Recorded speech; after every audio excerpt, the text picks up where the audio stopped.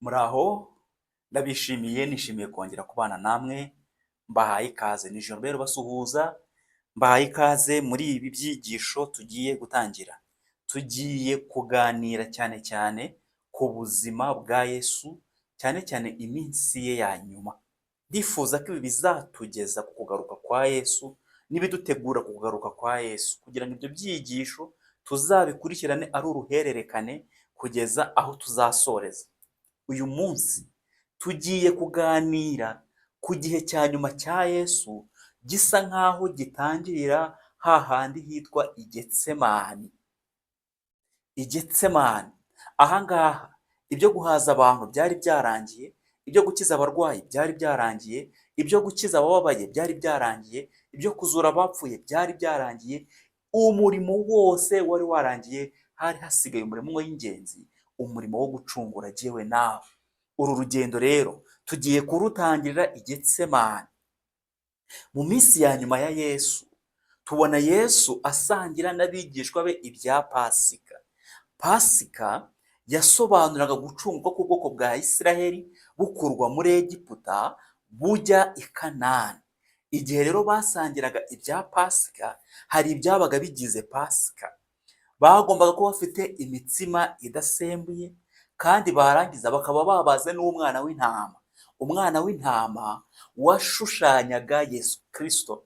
Niyo mpamvu igihe Yesu yabwiraga abigishwa be ngo bajye gutegura ibya Pasika, ariko mu byo bari busangire, icyari gihari, hari umutsima, hari na divayi, ariko nta mwana w'intama wari uhari, kubera ko Yesu Kristo niwe wari ntama w'Imana.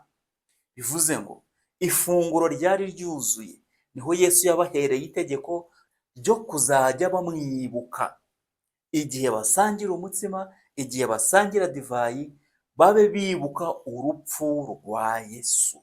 Ngiryo ifunguro ryera. Tugiye kuganira ku buzima bwa Yesu, duhereye igihe ifunguro ryera ryari rirangiye, akagendana n'abigishwa b'urugendo rwerekeza mu busitani i Getsemani, aho yabonaga neza ibiri imbere ye kandi bimurindiriye, ibimutegereje.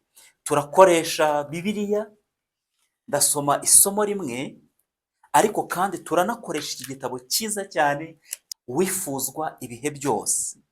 Ntabwo ndi bukoresha amagambo yanjye, ahubwo ndakoresha amagambo ari muri iki gitabo, kugira ngo uze gusobanukirwa byimbitse hirya y'ibyo wari uzi wasomye, wumve n'ukundi kuri kwimbitse utari warigeze ahari wumva.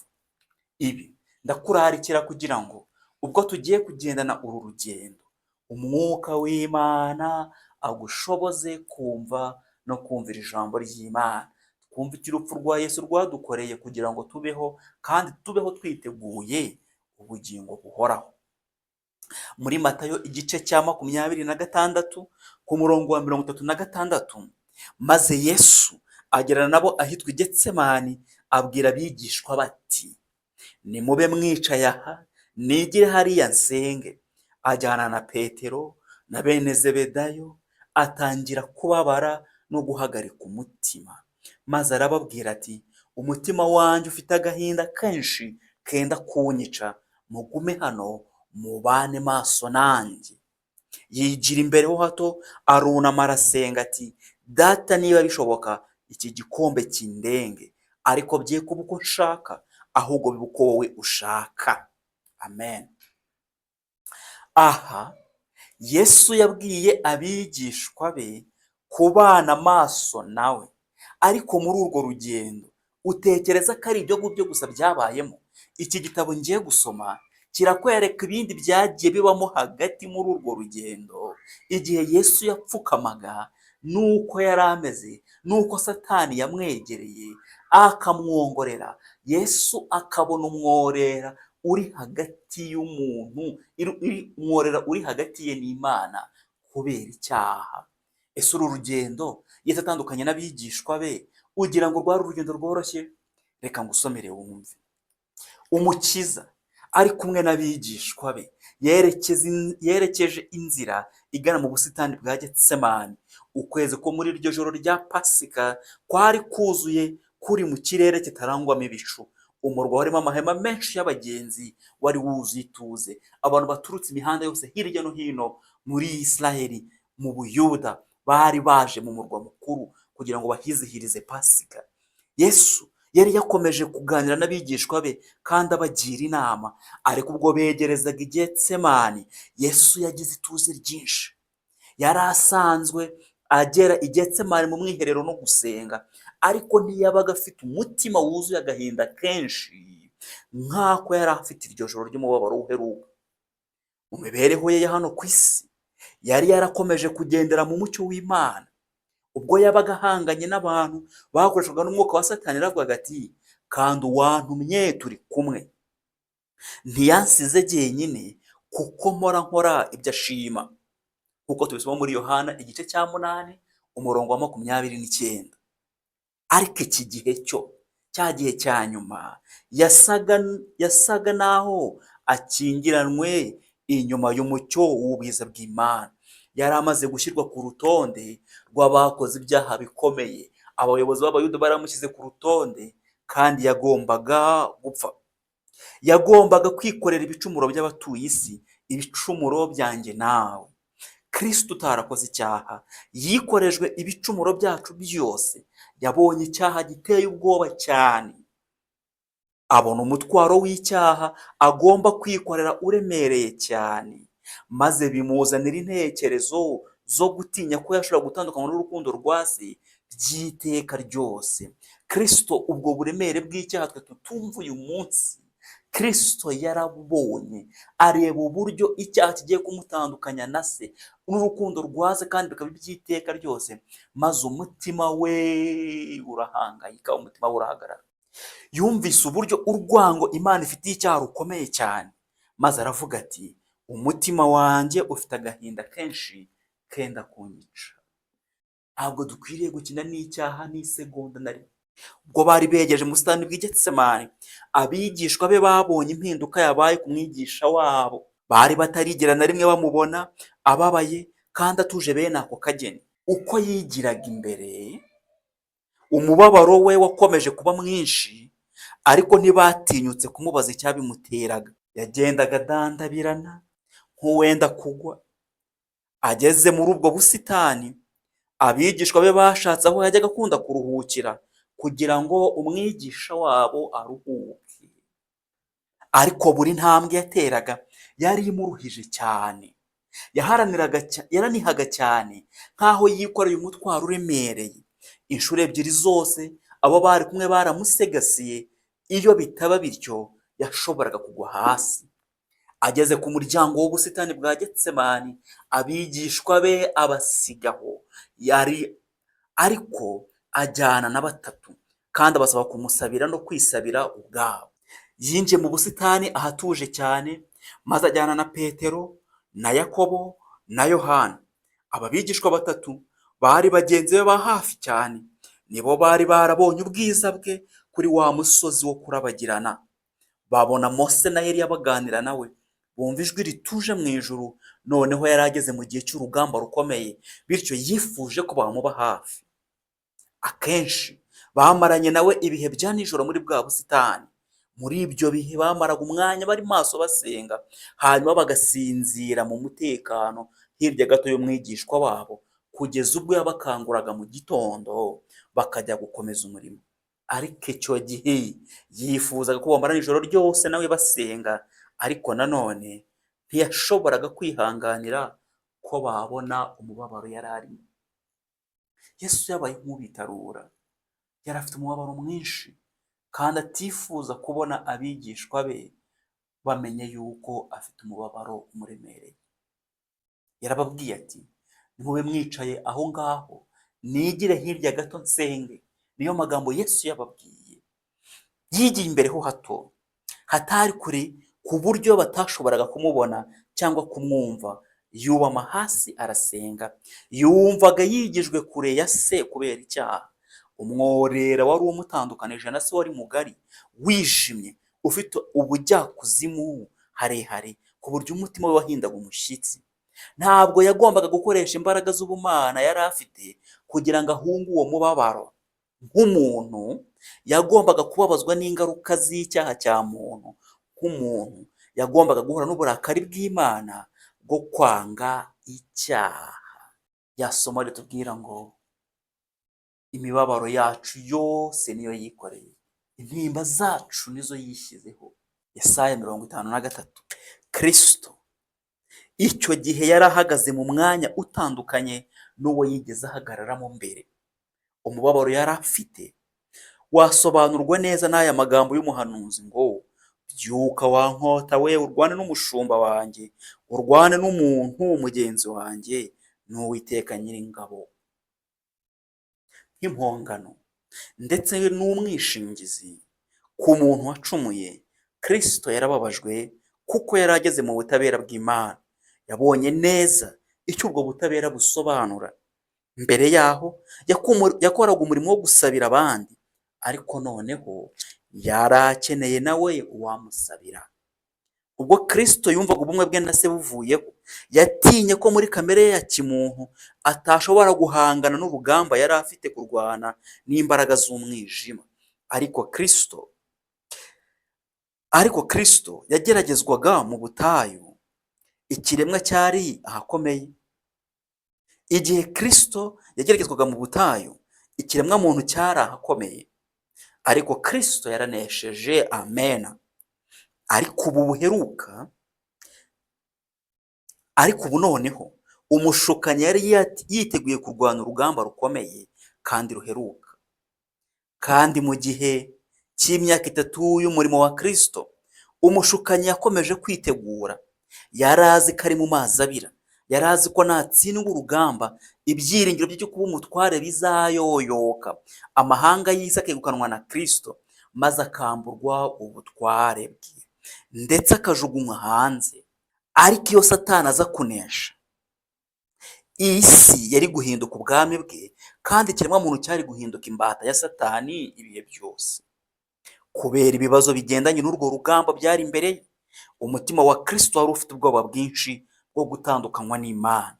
Satani yabwiye Kristo ko niba yiyemeje kwishingira ikiremwa muntu cyacumuye, gutandukana kwe n'Imana kuzaba ukw'iteka ryose, kandi ko azabarirwa mu bwami bwa Satani, ndetse ko atazongera ukundi kuba umwe n'Imana. Ese ubundi mwumve uko Satani yongoreye umwana w'Imana. Ese ubundi inyungu yari guturuka muri uko kwitanga ni iyihe? Mbega ukuntu ibyaha no kudashima kwa muntu byari birenze urugero. Maze Satani akoraniriza ku mucunguzi wabo ibihe byose bitanejeje, agira ati, ba bantu bavuga ko baruta abandi mu by'umwuka no mu by'ubuzima bamaze kukwanga, barashaka kukwica, kandi ari wowe shingiro, umusingi ndetse n'ikimenyetso kibumbatiye amasezerano yose wabahaye nk'ubwoko watoranije. Ibyo Satani yari abizi neza yuko abantu yaje gupfira ari ubwoko bwatoranijwe, ari abantu Imana yakunze, ari abantu Imana yatoye. Satani yari abizi neza, ndetse arabizi yuko turi abantu b'umwihariko badasanzwe, abantu Imana yaronse. Yari abizi. Umwe mu bigishwa bawe wategeye amatwi amagambo ava mu kanwa kawe, ndetse akaba uw'imbere mu mirimo y'itorero, dore arenda kukugambanira. Umwe mu bakuba hafi nawe agiye kukwihakana, ndetse bose bazaguhana. Maze Kristo ababazwa n'ibyo, maze ashengurwa cyane mu mutima we nuko abo yaje gukiza, abo yakunze bitagira urugero, bose birunduriye mu migambi ya Satani. Nshuti yanjye, uko Satani yegereye Kristo mbere y'uko akora umurimo ukomeye wo kuducungura, rimwe na rimwe nawe ashobora kukwegera muri situwasiyo runaka, igihe ucitse intege, akakwereka ko abantu bose baguhanye, akakwereka ko nta muntu ukwitayeho, akakwereka ko nta muntu ugufitiye impuhwe, maze Satani akakujyana kure mu bitekerezo, bikakugeza n'aho umuntu yiyambura ubuzima akiyahura. Ibyo byose ni umugambi wa Satani. Satani ashobora kukongorera akakwereka ko byacitse, kakwereka ko ibintu byarangiye. Ndifuza kukwibutsa ngo wibuke ko yegereye umwana w'Imana akamubwira amagambo y'urucantege kugira ngo umugambi wo gucungura umuntu ukome mu nkokora, abantu bahinduke imbata y'icyaha iteka ryose. Ariko Yesu yari azi neza, yari yarabaciriye abigishwa b'umugani ukomeye, ababwira iby'intama yazimiye. Umwungeri wasize intama 99 akajya gushaka intama imwe yazimiye, ariyo si yacu. Iby'Imana rimwe byose byari bitunganye, ariko isi yacu imwe ita gahunda igwa mu cyaha. Ibyo bikura Yesu mu ijuru aza gushaka ya ntama, kandi igihe kizagera ya ntama yongera igaruke mu zindi, ngo hazaba ibyishimo n'umunezero. Tuzigana ayo magambo. Ariko uyu munsi reka turebe i Getsemani, muri aka gashyamba, icyahabereye. Urugamba rwari rukaze cyane. Ikigero gikomeye cy'urugamba cyari ugusayisha mu byaha by'ubwoko bwe, ibyaha by'abamuregaga ndetse n'abamugambaniraga, hamwe n'ibyaha by'abari batuye isi. Ibyaha by'ab'isi byashenguye umukiza, kandi uburakari Imana yanga icyaha bwaramuremereye cyane. Nimurebe Yesu yibaza ku kiguzi agomba gutanga kugira ngo acungure umuntu. Mu kababaro ke yakomeje kugundira ahantu yari yubamye hakonje, asa naho adashaka kujyanwa kure n'Imana. Ikime cy'ijoro cyatonze ku mubiri we aho yari apfukamye, ariko ntiyacyitaho. Iminwa ye yari yumye, maze arataka ati, Data, niba bishoboka iki gikombe kindenge. Ariko yongeraho amagambo ati, ntibibe uko nshaka, ahubwo bibe uko wowe ushaka. Ubushake bw'Imana nibwo bwagombaga gukorera muri we, ntabwo yagombaga gukoresha ubushake bwe. Iyo yemerera ubushake bwe, icyari kuba nuko gahunda yo gucungura jyewe nawe yari kuba ikomeye mu nkokora, birangiye by'iteka ryose. Umutima wa kimuntu ukenera guhumurizwa mu bihe by'umubabaro. Kristo nawe yumvaga akeneye cyane guhumurizwa. Muri ako kababaro kenshi yaje aho abigishwa be bari, yifuza kumva amagambo yo kumukomeza aturutse kubo yahaye umugisha, akabahumuriza ndetse akababa hafi mu bihe by'umubabaro n'agahinda. Kristo wa wundi wahoraga iteka ababwira amagambo yo kuguhumuriza, noneho yari mu kababaro gakabije, kandi yifuza kumenya ko bamusabira ndetse ko nabo bisabira. Mbega ububi bw'icyaha! Yari imbere y'igishuko gikomeye cyo kureka mwere muntu akikorera ingaruka z'icyaha cye, naho Kristo akigumira imbere y'Imana atunganye. Iyo aza kumenya gusa ko abigishwa be basobanukiwe n'ibi, byari kurushaho kumukomeza. Ariko abigishwa be bari mu gicuku, ntacyo bari bitayeho, ntacyo bari bazi. Yahagurutse bimuruhije, agenda ategwa, maze agana aho yasize bagenzi be, ariko yasanze basinziriye. Ahari iyo aza gusanga basenga, byari kumworohereza uburibwe. Iyo aza gusanga bashaka ubuhungiro ku Mana kugira ngo imbaraga ya Satani itabaganza, yari gukomezwa no kwizera kwabo kutagajuka. Ariko ntabwo bari biteye ku magambo y'umuburo ababwiye ati, mube maso kandi musenge. Bwa mbere bari babanje guterwa ubwoba no kubona umwami wabo wajyaga ahorana ituze n'ubutwari, arwana n'umubabaro ndetse n'agahinda birenze urugero. Barasenze ubwo bumvaga gutaka kwe yari atewe n'umubabaro. Ntabwo bifuza guterana umwami wabo, ariko bari baguye mu kantu bafite ubwoba, nyamara bashoboraga kwirinda ubwo bwoba iyo bakomeza gusenga no kwinginga Imana. Ntabwo basobanukiwe neza n'akamaro ko kuba maso bagasenga ngo batajya mu moshya. Abigishwa ba Yesu batatu yari yajyanye nabo, umwe mu bigishwa yakundaga, ntabwo babanye nawe maso, kandi yifuza ko baba maso kugira ngo ahari Satani ataza kuza kubasanga akabegera akabongorera. Mbere y'uko ajya mu busitani bwa Getsemani, Yesu yarabwiye abigishwa be ati, mwebwe mwese iri joro ibyanjye birabahemuza. Nyamara baramwijeje ko bazemera kujyana nawe mu nzu y'imbohe ndetse kugeza ku gupfa. Kandi Petero wa wundi wiyemeraga yaravugaga ati, naho bose bari buhemuke, ariko jye sindi buhemuke. abigishwa bari bihugiyeho, ntabwo bibutse kwisunga amaboko y'Imana nk'uko Kristo yababwiye. Niyo mpamvu ubwo Umukiza wabo yari akeneye ko bamuhumuriza kandi bagasenga, ahubwo yasanze basinziriye. Petero nawe yari yasinziriye muri abo, kandi niwe watanze promese avuga ati nubwo bose bakuvaho, jyewe ntabwo nzakuvaho, nubwo bose baguhana, jye sinzaguhana. Ariko nawe ntabwo yigeze aba maso. Na Yohana, wa mwigisha w'urukundo wari wararyamye mu gituza cya Yesu, nawe yari yasinziriye, ntabwo yari yabaye maso. Mu by'ukuri urukundo rw'Imana yakundaga umwana we rwari rukwiye gutuma aba maso. Yari akwiriye kunga amasengesho ye n'ay'Umukiza yakundaga muri ibyo bihe by'umubabaro ukomeye. Umucunguzi yari amaze amajoro asengera abigishwa be kugira ngo kwizera kwabo gukomere.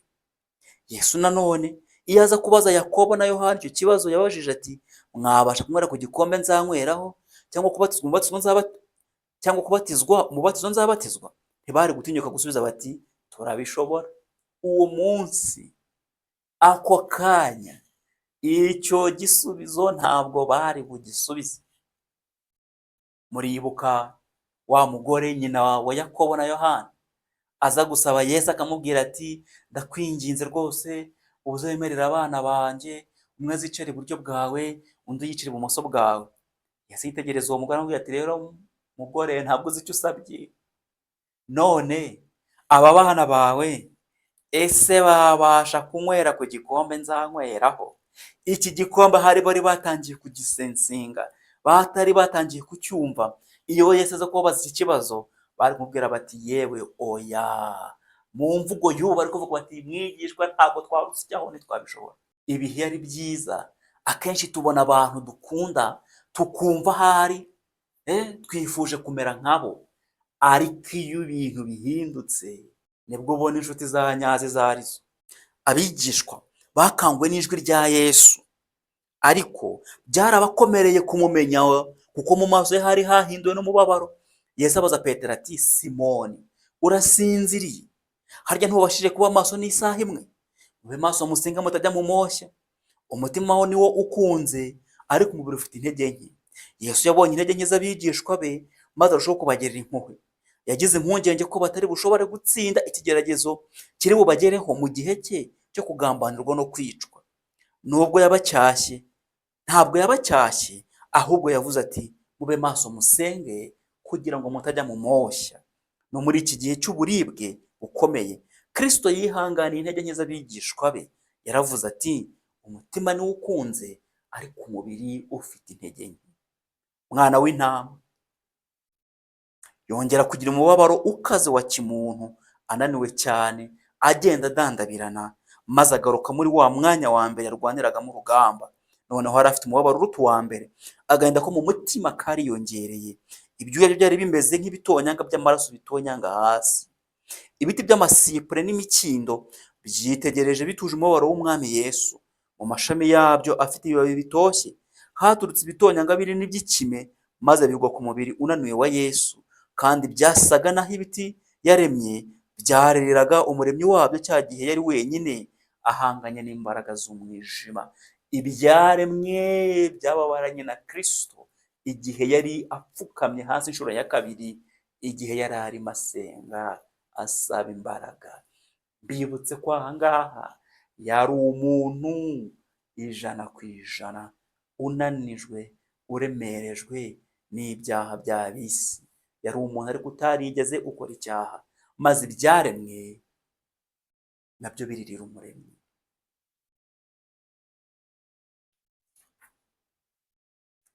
Mbere yaho gato, Yesu yakunze guhagarara ashikamye nk'igiti cy'inganzamarumbo cy'umwerezi. Yihanganiye umugaru mwinshi w'abamurwanyaga, abantu badashobotse, abantu bafite imitima yuzuye uburyarya n'ubuhendanyi. Bagerageje cyane kuganza Yesu no kumutera urujijo, ariko ntibabigeraho. Yahagaze mu mbaraga z'icyubahiro cy'ijuru nk'umwana w'Imana, ariko noneho yari ameze nk'urubingo rwagoramishijwe n'umuyaga ukaze. Yari yegereje indunduro y'umurimo we, afite intsinzi, kandi kuri buri ntambwe yose yari yaratsinze imbaraga z'umwijima. kubera icyubahiro yari asanganywe. Yari yiringiye ubumwe n'Imana mu ijwi ritunganye yakundaga gusangiza, mu ijwi ritunganye yakundaga gusingiza Imana mu ndirimbo. Yari akunze kuganira n'abigishwa be akabahumuriza kandi akabakomeza.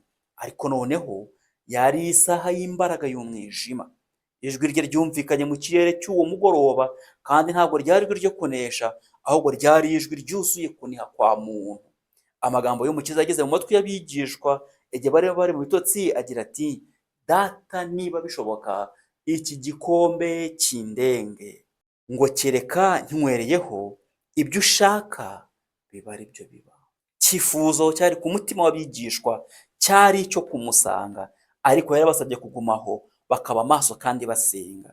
Ubwo Yesu yongeraga kujya kubareba, yasanze nanone basinziriye. Nanone yifuzaga ko bamuba hafi, akumva akeneye amagambo na make abigishwa bamubwira yo kumuhumuriza, maze akabona nibura umwijima w'icuraburindi wari umugose utamurutse. Nyamara amaso yabo yari aremerewe n'ibitotsi, maze babura icyo bamusubiza. Kumubona iruhande rwabo birabakangura. Babonye mu maso he hagaragaza ibyuya by'amaraso atewe n'umubabaro, maze batahwa n'ubwoba bwinshi. Ntibashobora gusobanukirwa n'uburibwe yari afite mu mutima we, kuko mu maso he hononekaye ntihase n'aho umuntu, n'ishusho ye yononekaye ntise n'iy'abana b'abantu. Yesu asubirayo, yongera gushaka none ubwiherero bwe, maze kubwo kuzabiranwa n'umwijima mwinshi uteye ubwoba, agwa hasi apfukamye. Kamere y'umwana w'Imana yahindaga umushyitsi muri icyo gihe cy'ibigeragezo. Ubu noneho ntiyari agisengera abigishwa ngo kwizera kwabo kudacogora, ahubwo asengeraga ubugingo bwe bwegerezwaga bwenda gusandara. Igihe giteye ubwoba cyari kigeze, igihe cyagombaga kugaragaza umwanzuro w'iherezo ry'abatuye isi.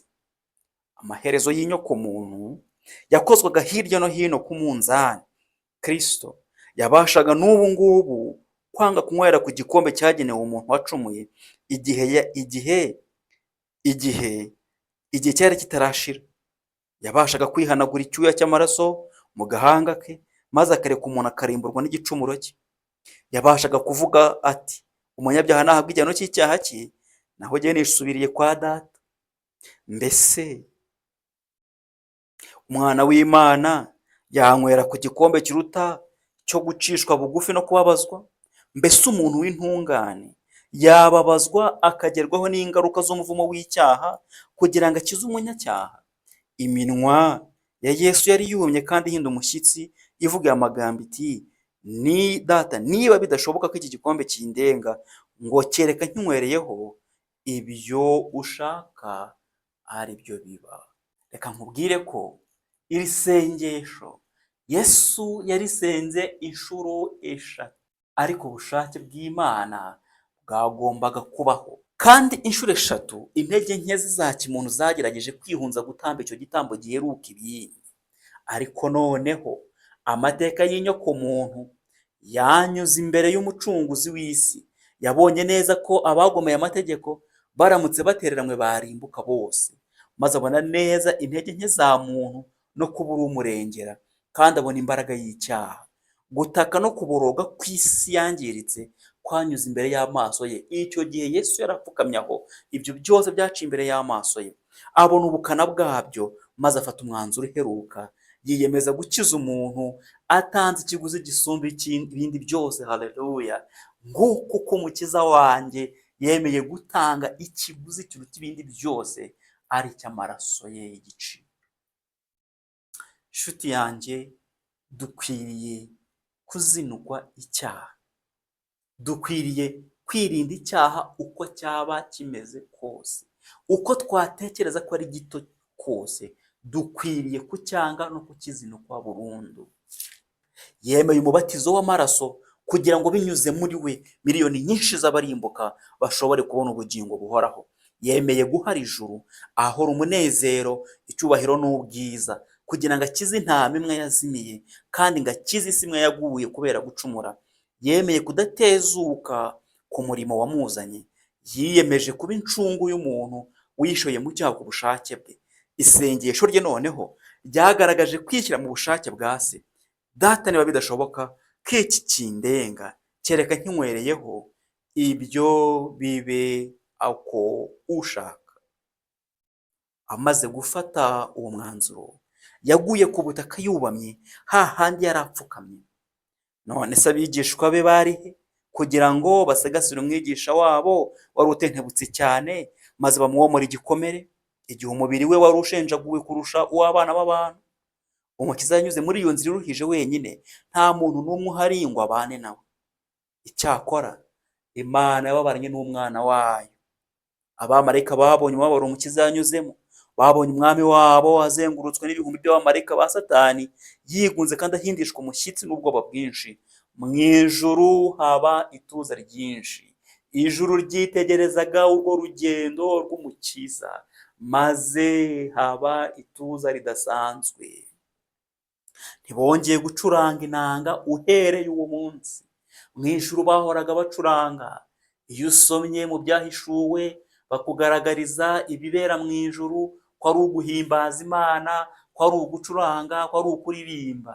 Ariko uwo munsi ijuru ryaracecetse, inanga mu ijuru ntizongera gucurangwa. Iyo abantu bacumuye baza kubona uburyo abamarayika bagize agahinda, bagatangara bafite ituze ubwo babonaga Imana ivana imirasire yayo y'urukundo n'ubwiza ku mwana wayo, bari kurushaho gusobanukirwa n'uburyo icyaha ari kibi mu maso y'Imana. Reba ukuntu mu ijuru baretse gucuranga, maze imirasire y'umucyo iva ku mwami Imana igakurwa kuri Kristo.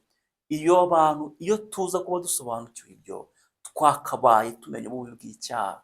Ariko ikibazo, dukina n'ibyaha buri munsi. Ibiremwa bitacumuye byo ku yandi masi amwe n'abamarayika bo mu ijuru bitegereje bafite amatsiko urwo rugamba rwari rugeze ku musozo.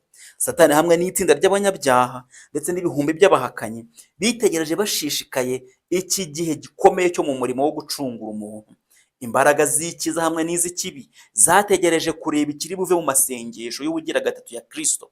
Abamarayika bifuje cyane ko umukiza yava mu mubabaro yarimo, ariko siko byagenze. Nta kanzu kaciriwe umwana w'Imana muri iki gihe gikomeye kandi kiruhije cyane. Igihe cyose, igihe ibintu byose byari bigeze ahakomeye, igihe igikombe cy'amayobera cyari mu ntoki z'umukiza wabazwaga, ijuru ryarakinguwe, umucyo urasira mu mwijima w'iyo saha ikomeye, maze marayika ukomeye ahagarara imbere y'Imana, ari we wagiye mu mwanya w'aho Satani yahoze, aza iruhande rwa Kristo. Marayika uwo ntiyazanywe no kuvana igikombe mu ntoki za Kristo, ahubwo yaje kumukomeza mu gihe yakinywaga. Yizeye adashidikanya urukundo rwa Se. Marayika yazanywe no kongera imbaraga uwahuzaga abantu n'Imana. Yamweretse ijuru rikinguye, amubwira ibyo abantu bakizwa babiheshejwe no kubabazwa kwe. Yamuhamirije ko Se mu ijuru ari umunyambaraga kandi atagereranywa na Satani, kandi ko urupfu rwe ruzakoma mu nkokora imigambi yose ya Satani, kandi ko ubwami bw'iyi si buzahabwa abera bisumba byose. Yamubwiye ko azanezezwa n'umubabaro yanyuzemo, ubwo azabona ibihumbi bitabarika by'abatuye isi bazakizwa kandi bagakizwa by'iteka ryose. Nshuti yanjye, nguko uko natwe Kristo dukomeza iyo tugeze mu bihe by'ibigeragezo bikomeye, ariko cyane cyane ibigeragezo bigiye gutuma tugamburura ku kwizera kwacu, bituma tugiye kugamburura ku mahame y'ijambo ry'Imana, duhabwa gukomezwa kuva mu ijuru. Kandi amagambo ari mu byanditswe byane dukomeza avuga ngo ndore ndi kumwe namwe iminsi yose kugera ku mperuka y'isi. Marayika yaje gukomeza Kristo, yaje kumukomeza. Ntabwo iyo turi mu bigeragezo, ibyo bigeragezo bishobora kwigirayo, ahubwo marayika aradukomeza akaduha imbaraga zo kubinyuramo. Kristo yakomeje kugira uburibwe, ariko kwiheba no gucika intege birayoyoka. Urugamba rwari rugikomeye, ariko yahawe imbaraga zo kururwana. Yagize umutuzo udasanzwe, mu maso ye haranzwe no kugira amahoro akomotse mu ijuru. Yari yarashoboye kwihanganira ibyo umuntu wese adashobora kwihanganira, kuko yari yasogongeye ku buribwe bw'urupfu mu cyimbo cya buri muntu wese utuye isi. Ibihe bikomeye Kristo yanyuzemo muri iki gihe, ariko agahabwa imbaraga zo kubinyuramo. Ndifuza ko uyu munsi, aka kanya, utekereza ku buremere n'ububi bw'icyaha, ugafata umwanzuro wo kukizinukwa no kucyanga by'iteka ryose. Tugiye gukomereza ku magambo avuga ngo ba bigishwa bari basinziriye, bakanguwe n'umucyo uzengurutse umukiza. Babonye marayika w'Imana iruhande rw'umwami wabo wari upfukamye hasi. Babonye marayika yegura umutwe wa Kristo awusegasira n'ibibero bye, maze amwereka mu ijuru. Bumvise ijwi rya marayika rimeze nk'ijwi ry'indirimbo nziza amubwira amagambo amukomeza kandi y'ibyiringiro. Abigishwa bibutse ibyo babonye kuri wa musozi wo kurabagirana, bibutse ubwiza bwazengurutse Yesu ari mu rusengero, bibuka ijwi ry'Imana ryumvikaniye mu bicu, rimwe ryavugaga ngo nguyu umwana wanjye nkunda nkamwishimira, nimumwumvire. Kandi icyo gihe babonye ubwo bwiza, bituma badakomeza kugirira umwami wabo impungenge nyinshi. Yari ari mu burinzi bw'Imana, marayika ukomeye yari yoherejwe kumurinda. Abigishwa bari bananiwe, maze bongera guhunikira. Yesu yongera gusanga basinziriye. Yesu arabitegereza afite agahinda kenshi, maze arababwira ati musinzire noneho muruhuke, dore igihe kirenda gusohora, umwana w'umuntu agambaniwe mu maboko y'abanyabyaha. Mu gihe avugaga ayo magambo, yumvise imirindi y'abagize igico cyagenzwaga no kumufata, maze aravuga ati nimubyuke tugende, dore ungenza ari hafi. Isaha yari igeze, yari abonye gukomezwa, yari yafashe icyemezo, maze ijuru riramukomeza, ijuru rimuha imbaraga. Mu gihe Yesu yateraga intambwe ajya guhura n'umugambanyi we, nta mubabaro ndetse n'uburibwe byari bikigaragara mu maso he. Yateye intambwe ajya imbere y'abigishwa be, maze arabaza ati murashaka nde? Baramusubiza bati ni Yesu w'i Nazareti. Yesu arababwira ati nije. Amaze kuvuga ayo magambo, marayika wari wahoranye na Yesu mu kababaro ke yaje hagati ye n'igitero kije kumufata. Umucyo uturutse mu ijuru wamurikiye mu maso ha Yesu, hanyuma umwuka amuzaho afite ishusho y'inuma. Icyo gitero cy'abicanyi nticyashoboraga guhagarara imbere y'ubwiza bw'ijuru. Basubiye inyuma bagenza imigongo. Abatambyi, abakuru, abasirikare ndetse na Yuda bose baguye hasi nk'abapfuye. Marayika yavuye hagati yabo, wa mucyo uturutse mu ijuru urarangira. Yesu yari afite amahirwe yo kwigendera, ariko yarahagumye afite ituze muri we, yari afite icyubahiro n'ubwiza, ahagaze hagati y'abantu binangiye imitima, batagira kivurira kandi baguye hasi ku birenge bye. Abigishwa barabyitegereje bacecetse kandi bumiwe, ariko hashize akanya gato byose byarahindutse. Abagize icyo gitero barabyutse. Abasirikare b'Abaroma, abatambyi ndetse na Yuda bose bazengurutse Kristo. Byasaga naho batewe isoni n'inkeke, byasaga nkaho batewe isoni n'intege nke zabo, ndetse basa naho bafite ubwoba ko ari bubacike.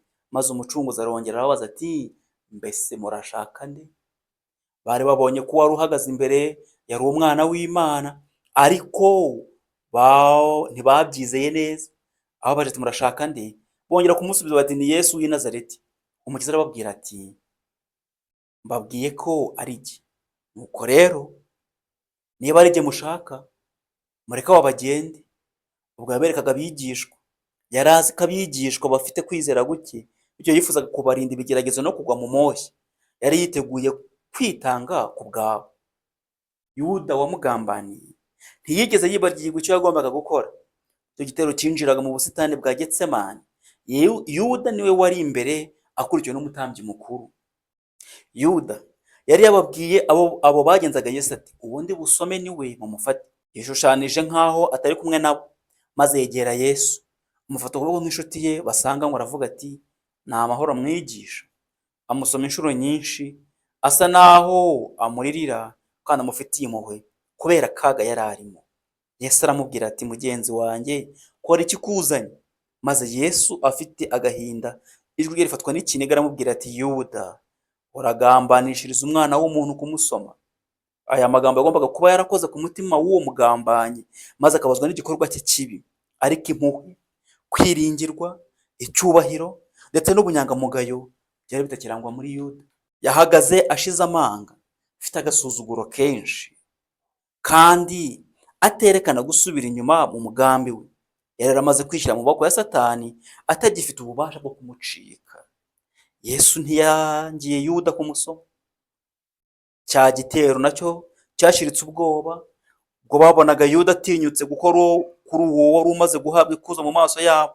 Noneho batinyutse gufata Yesu, maze bahambiraho amaboko y'igiciro cyinshi yari yarakoresheje ibikorwa byiza. Abigishwa ba Yesu bari batekereje ko umwami wabo atazemera ko afatwa mu maboko y'ababisha. Bibwiye ko za mbaraga zateye abagize icyo gitero kugwa igihumure bakamera nk'abapfuye zari gutuma Yesu n'abigishwa be bashobora gucika bakigendera. Bacitse intege kandi bababazwa no kubona bazana imirunga yo guhambira ibiganza by'uwo bakundaga. Petero mu burakari bwe yihutiye gufata inkota ye agerageza kurwanirira umwigisha we, ariko icyo yashoboye gukora ni uguca ugutwi k'umugaragu w'umutambyi mukuru. Yesu abibonye avana imirunga mu maboko ye, nubwo abasirikare b'Abaroma bari bayihambiriye cyane, maze aravuga ati rekeraho, afata ugutwi kuvirirana maze aragukiza. Maze Yesu abwira Petero ati subiza inkota ye mu rwubati rwayo, kuko abatwara inkota bose bazicwa n'inkota. Mbese wibwira ko ntabasha gusaba Data akanyohereza abamarayika nonaha bagasanga legiyoni 12? Buri mwigisha yari kuba yohererejwe legiyoni imwe. Abigishwa bakomeza kwibaza bati ni kuki atikijije ngo natwe dukize? Yesu yasubije ibibazo bibazaga mu mitima yabo aravuga ati ariko rero bibaye bityo, ibyanditswe byasohora bite kandi ariko bikwiriye kuba? Mbese igikombe Data mpaye nayo kukinyweraho? Icyubahiro cy'abayobozi b'Abayuda nticyababujije kwifatanya n'icyo gitero mu guhiga Yesu. Gufata Yesu cyari igikorwa cy'ingenzi ku buryo kitagombaga guharirwa abantu baciye bugufi. Niyo mpamvu abatambyi n'abakuru bifatanyije n'abapolisi barindaga urusengero hamwe n'igitero cy'abantu, maze bakurikira Yuda bajya i Getsemani. Mbega uburyo abo banyacyubahiro bifatanyije n'itsinda ribi, itsinda rigizwe n'abantu basa n'abataye umutwe, bafite intwaro z'uburyo bwose ndetse bameze nk'aho biruka inyuma y'inyamaswa y'inkazi. Kristo yarahindukiye ahanga amaso abatambyi n'abakuru. Amagambo yavuze ntibari kuzigira bayibagirwa mu kuboko kwabo kose. Yari amagambo ameze nk'imyambi ityaye yisumba byose. Yesu mu cyubahiro cye yarababwiye ati munteye nk'abateye umwambuzi, mufite inkota n'inshyimbo.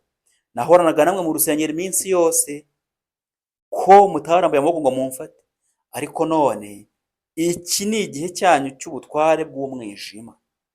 Abigishwa bagize ubwoba bwinshi ngo babonaga umwami wabo yemera gufatwa no guhambirwa amaboko. Baguye mu kantu babonye bemeye gukorwa n'isoni, ndetse nabo gakorwa n'isoni. Ntabwo basobanukiwe n'iyo myitwarire ye, maze baramugaya kuko yemeye kwishyira mu maboko y'abantu baje kumufata. Bafite ubwoba n'igihunga, Petero yahisemo ko bahunga. Bose bemeye igitekerezo cya Petero, nuko abigishwa bose baramuhunga baramuhana. Ariko Kristo yarababwiye mbere y'ibyo kuzamuhana, yaravuze ati dore igihe kirenda gusohora ndetse kirasohoye, ubwo muri butatane umuntu wese akajya ukwe, mukansiga jyenyine. Ariko sindi jyenyine kuko Data ari kumwe nanjye. Ngibyo ibyabereye i Getsemani. Nguko uko Yesu yasanzwe i Getsemani, igitero kiyobowe na Yuda kikaza kumufata, maze Yesu agafatwa mu maboko y'abanyabyaha. Abigishwa be ntabwo bumvise ukuntu umunyambaraga, ukuntu yirukanye abadayimoni mu muntu, ukuntu yakijije abantu bari bafite ubumuga bwo kutabona, ukuntu yakijije abari bafite ubumuga bw'ingingo, ukuntu yakijije abantu benshi b'ingeri zitandukanye, ukuntu yahagije abantu 5,000, ukuntu yakubitiye abantu mu rusengero akabirukana mu rusengero baguriragamo. Ariko ako kanya bababajwe n'ibintu bibaye ku mukiza wabo batabashaga kumva. Yesu arafatwa ashyirwa mu maboko y'abanyabyaha. Icyigisho gikurikiraho tuzareba Yesu ari mu rukiko kwa Hana no mu rukiko kwa Kayafa.